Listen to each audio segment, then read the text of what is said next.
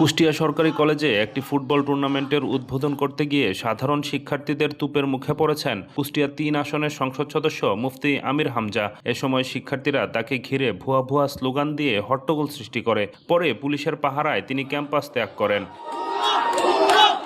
বৃহস্পতিবার সকাল 10টায় কলেজ ক্যাম্পাসে এ ঘটনা ঘটে। পুলিশ ও কলেজ সূত্রে জানা গেছে, এদিন সকালে প্রধান অতিথি হিসেবে সরকারি কলেজ মাঠে আন্তঃবিভাগ মিনি ফুটবল টুর্নামেন্টের উদ্বোধন করতে যান সংসদ সদস্য মুফতি আমির হামজা। এমপি ঘটনাস্থলে পৌঁছালে সাধারণ শিক্ষার্থীর ব্যানারে একদল শিক্ষার্থী মঞ্চের সামনে জড়ো হয়ে ভুয়া ভুয়া স্লোগান দিতে থাকেন।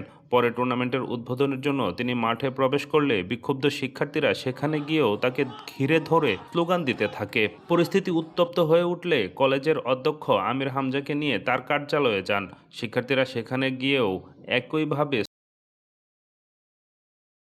কলেজের কিছু ছোট ছোট গাছ ছিল, ওগুলো প্রিন্সিপাল সাহেবে লাগাইছে, ওগুলো রাতের আধারে কারা কাটি নিয়ে গেছে। এইটা নিয়ে শিক্ষার্থীদের ভেতরে যে গাছ কাটলো কারা, এটা তদন্ত করে বের করুন। ওনারা অলরেডি কমিটি করেছে, এখন তদন্ত রিপোর্টটা দিই কারা কাটিছে। এই তদন্ত রিপোর্ট না হলে না, আমরা আজকে একটা খেলার অনুষ্ঠান ছিল, আমরা প্রধান অতিথি ছিলাম। আমার প্রিন্সিপাল সাহেব এবং কলেজ কর্তৃপক্ষ দাওয়াত দিয়ে গেছে গত পরশুদিন। আজকে সেটা 10টা থেকে 12টা পর্যন্ত আমার থাকার কথা ছিল, 2 ঘন্টা আমি এখানে ছিলাম। এই অনুষ্ঠানে এসে হয়েছে কিছু গাছ কাটার, ওইটা নিয়ে একটু